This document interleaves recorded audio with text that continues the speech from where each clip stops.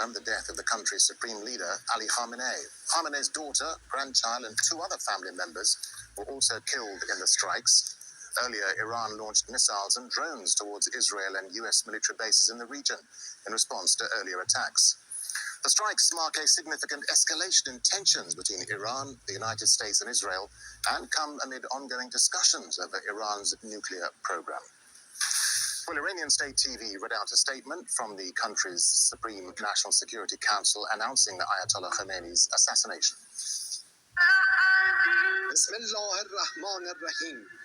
In the name of God, the noble soul of Imam Khamenei, leader of the great nation of Iran, the freedom seekers of the world, and the Islamic nations, has joined the highest paradise and reached his long-cherished wish of martyrdom in the holy month of Ramadan. Today, Iran, the Islamic nations, and freedom seekers in the world are grieving the evil attacks by the criminal Americans and wicked Zionists. Both the bloodthirsty enemy, who are intentionally oppressive, should know the awakened hearts of this world have found their way. And although these martyrdoms are costly for Iran and the Islamic world, it makes them more resistant and determined, and undoubtedly the martyr.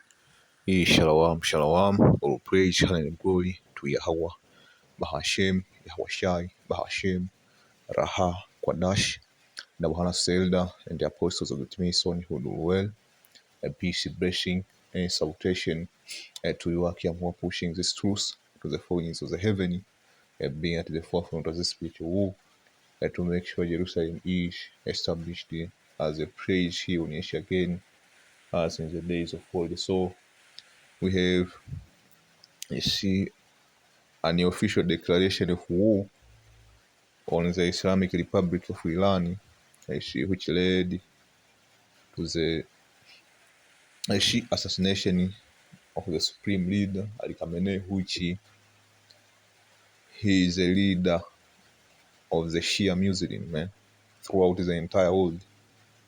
So you can imagine, man, this is another a level of escalation down the escalatory ladder. I see. I should say up, not down, up the escalatory ladder, man. You see, because if we wage war against another country, you have option. You see, you have option. You can deploy. You see, either by escalating or de-escalating. So this is an escalation, man. And an escalation not necessarily result into a world war. It just put you in a situation where you can't negotiate, as you have nothing left but a way forward, and that way forward is to fight. And this is the start of World War III. We have to wait and see that, but I have a few points to make that the Motb have to be implemented, man. And that's where you go to the chronological order of prophecy. Prophecy happened in a chronological order, but as we know it, time is short. Most probably, this prophecy will happen simultaneously, but the Motb have to be a starting point. From my speculation, man, although we are not here to speculate, they want to create a crisis, because you can't bring in the Motb without a crisis. They have to engineer a crisis, man, and that crisis have to look natural. Over there in the Middle East, you have different flashpoints. The first one is the Strait of Hormuz.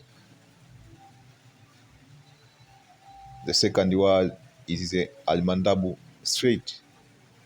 The third one, which is on the Far East, is the Malacca Strait, which is over there on the first Chinese island.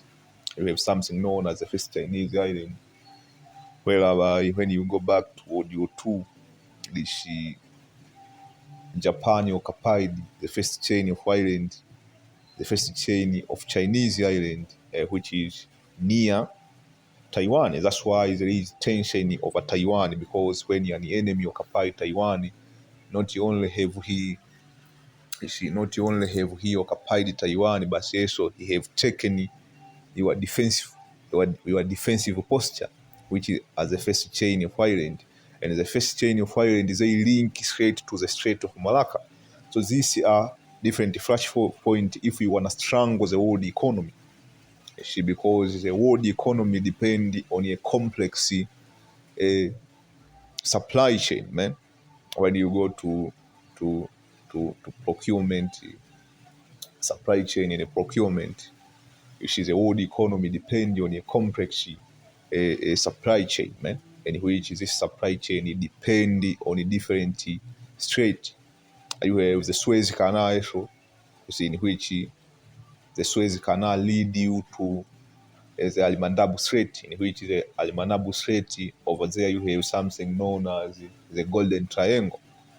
When the Houthi started their campaign against the ship which passes through the Motb Strait, what they did is they crossed the Golden Triangle. And the Golden Triangle, that's where is the narrowest pass where the Arabian Peninsula open to the Indian Ocean, if I'm not mistaken.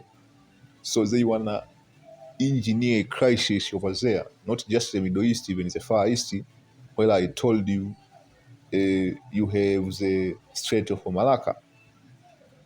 And this will be complicated because if you consider Iran is like an underbelly to the Russian, something known as a soft underbelly, man. When you are fighting somebody and you hit him on his underbelly, man, you might take him out. So the Russian have no choice but to defend the Iranian. When the scripture talk about the World War III alliance, especially when you go to Ezekiel 38, it speaks about the alliance of Gog and Magog. It's not just an alliance, it's an alliance based upon a conflict of interest, based upon control of resource, based upon world domination. So the Russian have no choice but to defend Iran, because Iran, if you conquer Iran, you expose Russia. You see, through this different insurgency over there in South Russia, because Iran is south to Russia. That's number one. And number two, you have China. You see, I don't remember the percent, but a lot of oil from China, they come from Russia and Iran too. Through this black naval fleet, because Iran is sanctioned. They can't sell their oil anywhere. They just dump it to the Chinese. And they depend on the Strait of Hormuz, like 25%, if I'm not mistaken. You see, it goes to the Far East. So if you strangle that, you strangle the world economy, because when you go to the Chinese again, the Chinese economy is based upon export. They produce, because they have, over there, they have an industrial base, a very robust industrial base, man. So their local market can't sustain all of these goods being dumped in their local market. It will lead to the collapse of the Chinese economy. So they have to dump it into the world to the world market, especially the global south. And what another thing America is just trying to do is a naval blockade on China. And when you consider the Navy, the Chinese Navy is not sophisticated. They don't what you call is a blue water Navy. So when they strangle the Strait of Malacca, China will be done. So Russia and China, I gave you 2 points. Russia and China have to defend Iran. But this is way up the escalatory ladder. Right now you will see different key figure assassinated. You see, and a long drawn bombing campaign before they commit to this war. And this will lead to a region war. A crisis will be created, and this crisis will lead to the collapse of the world economy, as I explained earlier. And that will lead to the implementation of the Motb. So you need a crisis to implement the Motb. So you just don't tell people to take it. No. In order for you to tell people you can't buy or sell without it, you have to strangle the resources. You have to make the resources scarce. You have to blockade the world supply chain to carry off the world artery. You need to carry them off. So let me go to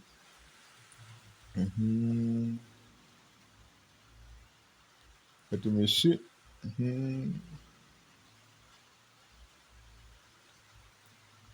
Let me see something.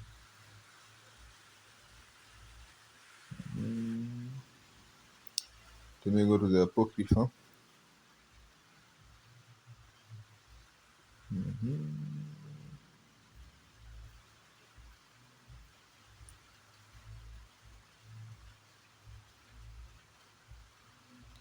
So this is 2 Ezra 4 and 36.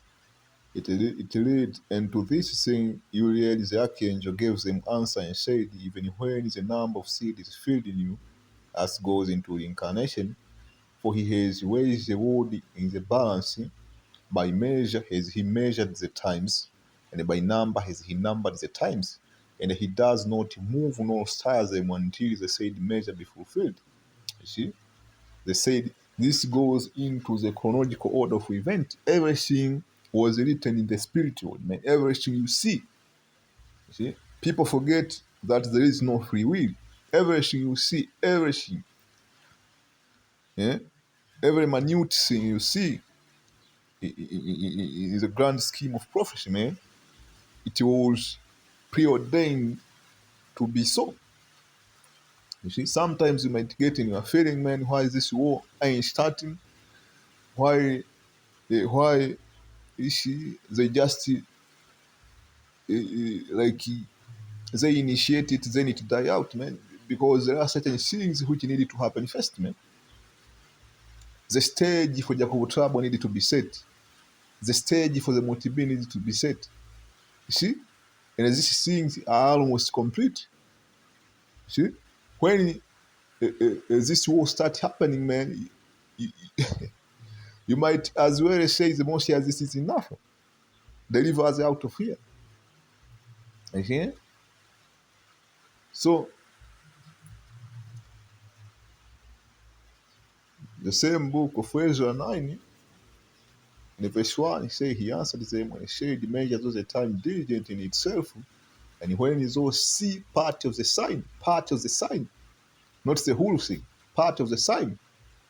So prophecy is incremental.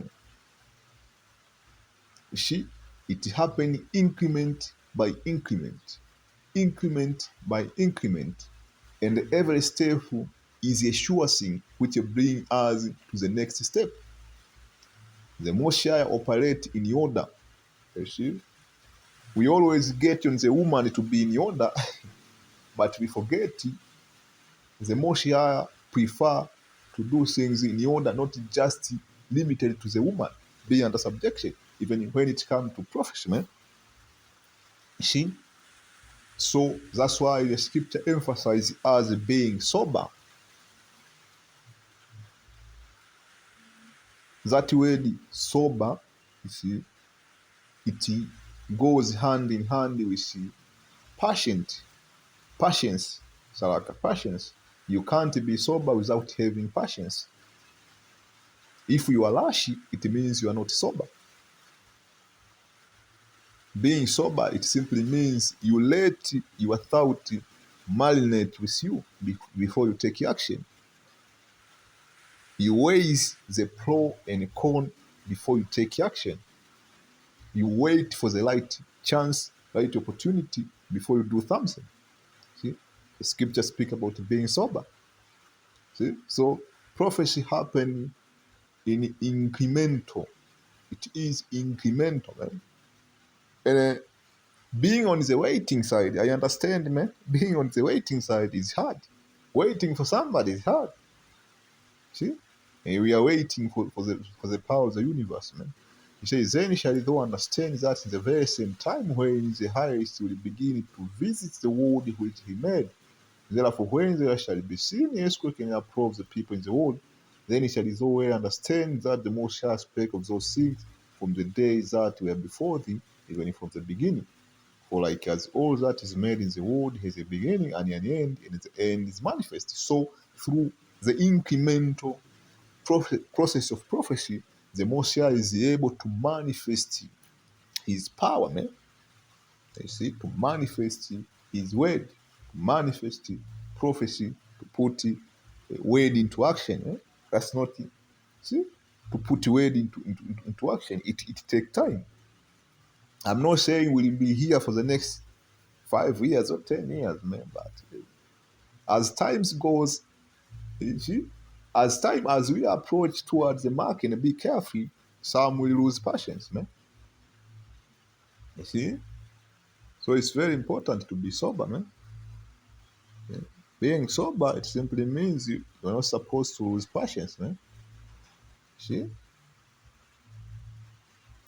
Let me see.